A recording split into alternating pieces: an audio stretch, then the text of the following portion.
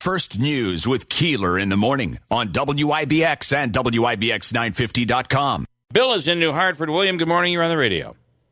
Good morning, Bill. I don't know if you mentioned it, talking about the Beach Boys, but at one time, Glenn Campbell was a Beach Boy. I guess I didn't know that. Yeah, for a short while, yeah. Maybe a year or so. Okay.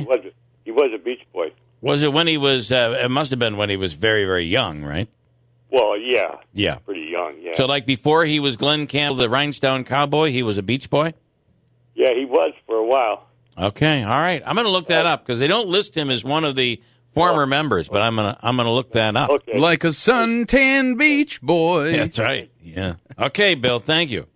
And that whole thing about Greeley touring with the Beach Boys is really pretty cool. Yeah, he'll be calling in soon. Yeah, we'll get to that coming up in a second. They list as past members Carl Wilson, Dennis Wilson, David Marks, Ricky Fattar, and Blondie Chaplin as former members of the Beach Boys. I didn't know Glenn Campbell is in there. Is that Greeley right now? Let's take him down. Amazing. I never knew Karl Marx was a Beach Karl Boy. Marx, yes. You know who else? Well, you know who else was in on the Beach Boys was Manson. Charles Manson. He was a big fan. Yeah, he was a musician. Really? He was co-wrote one of the songs. I had no one idea. One of the Beach Boys hits. Yeah. Good morning, Greeley. Good morning. Hey, good morning, guys. How are you today? Now, you didn't tour with Charles Manson, I don't believe. I don't remember him in the dressing room. I do remember some others, though. You weren't at Sharon Tate's house, were you? So, no, we didn't do that leg of the tour, no. Oh, No. good, yeah. All right, so Greeley, good morning, and thank you for piping in on this. This is, I guess I didn't know or didn't remember that you toured with was this in the 80s and 90s? When was this? This was in the mid-'80s, right Okay. after, we had this small little local band called Mr. Ed that played a couple of gigs around here. And, with myself and Larry Desiato and Jeff Abbey and Monk Rowe and a whole bunch of other folks over the years. But anyway, that band ended, and then Jim Lucas, the drummer for Mr. Ed, and I, immediately the next day were flown down to New York City to rehearse for our first gig with Todd Hoban, which was at the Bitter End on a Monday night, which was kind of cool. Yeah. So shortly after that, Todd had already toured with the Beach Boys a couple of times, but we became a regular staple. They would call us up like last minute, can you do a couple of shows with us? So we did that regularly. Wow. Yeah, Brian, could you give me a little more notice, please? Jeez, we got things to do. Yeah.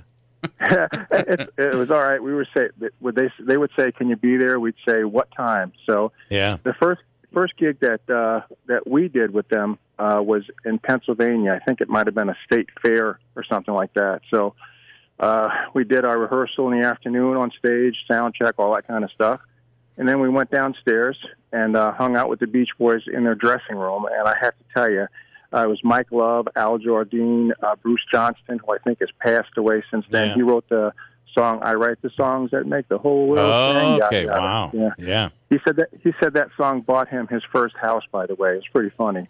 Wow.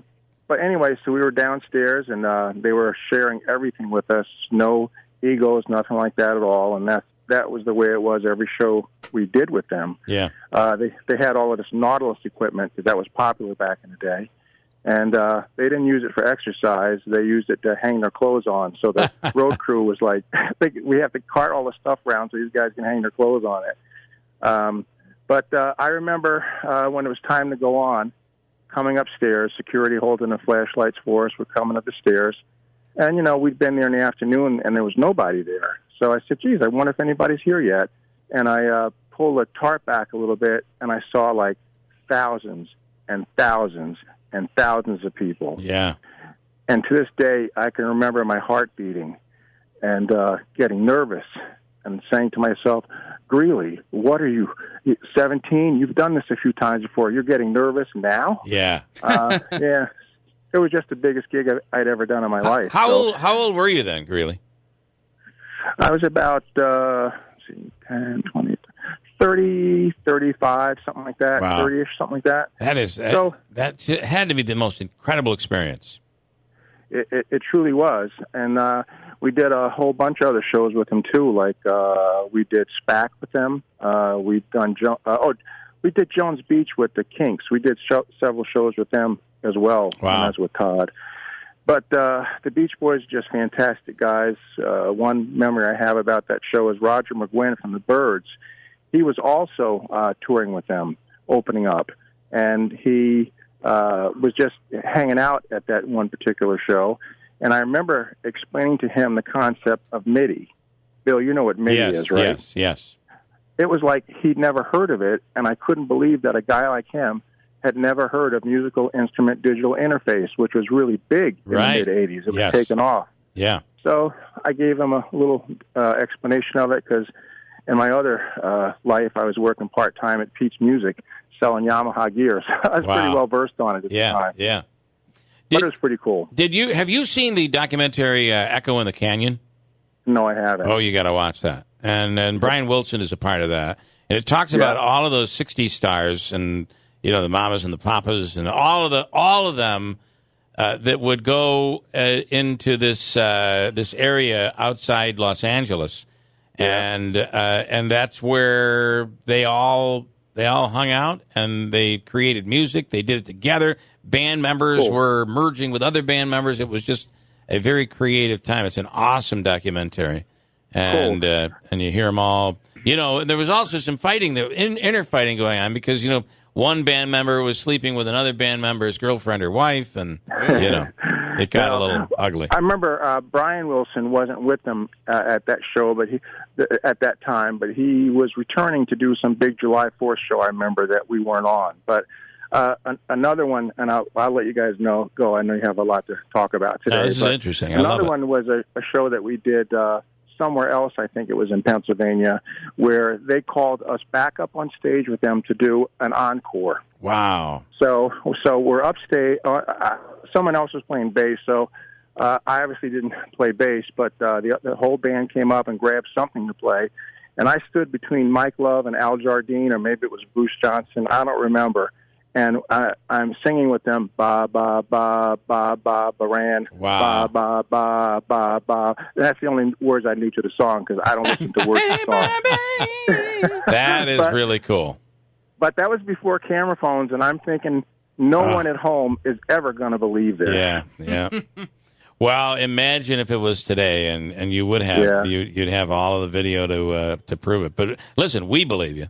And I hope so. It sounds like that had to just be a really exciting time for you. Pretty cool. Pretty amazing. It truly was, you know, and they were as down to earth as you can imagine any artist being. Just wonderful guys, wonderful bunch of guys. And I have to say that it's easy for people to listen back on that music and just be like, oh, well, that's that part of that beachy bubblegum type era, and the Beach Boys weren't.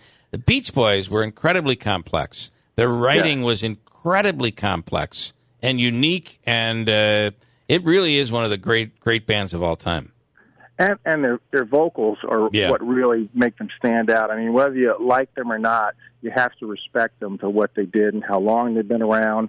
And they set a new style in motion. You know, that whole California sound. They're guys. Yeah. Nothing but respect. All right. Very cool, Greeley. We appreciate it. And Todd Hoban, another great guy. I think Todd performed on our, did an acoustic piece on our MV at home. If you remember during the pandemic when everybody was stuck at home, we did a little something from home, and everybody performed from home. He did a great guy. Todd is a great talent. One of the most beautiful guys on the planet, Todd Hoban. I love him. Yeah. Pretty awesome. All right, Greeley. Thank you so much. Take care, guys. You have a great day. Thanks. You too. Bye-bye. Great story from Greeley Ford. How about that? Andrew, is this related? Yes. Pat in Utica. Hi, Pat. You're on. In regards to Glenn, I just wanted to clarify. Glenn Campbell was actually a studio musician for quite a long time in the Los Angeles area. He was with a group of guys and girl who were called the Wrecking Crew. And what they did was all the instrument recording for the Beach Boys, the Mamas and the Papas, numerous groups. And so before he actually had his first hit, he was in the studio backing all these groups. Like the Beach Boys. Brian Wilson would write the music and work with the musicians in the studio, and then later on the Beach Boys would come in and add the vocals. I see. Even though these guys were in the group, they never really heard this, or not in the group, in the recording process. They didn't hear the final product until sometime later when the vocals were all added. Wow, I never knew that Glenn Campbell was a part of all of that, but not listed as a band member, but a studio musician, and probably when you listen to the music, you're hearing a little Glenn Campbell in that early Beach Boys stuff. Well, evidently they needed him because to fill in, and because he was excellent and he knew the music, he had the job to fill in for whatever Beach Boy was not there. All right, very cool, Could have Pat. been Brian. Yeah, I think it was Brian Wilson. Glenn said something about. I heard in an interview one time he had to play bass, so Brian Wilson played bass. So wow. Brian Wilson really is a genius, musical genius. When you think about what was really created, and you dig into what the Beach Boys really accomplished, it's incredible. All right, Pat, good stuff. Thank you. All right, take care. Have a great day. All right, bye-bye. You live and learn every day. That'll be tomorrow's free money question, by the way. What band did Glenn Campbell back in the studio? That would be the Beach Boys. Pretty cool.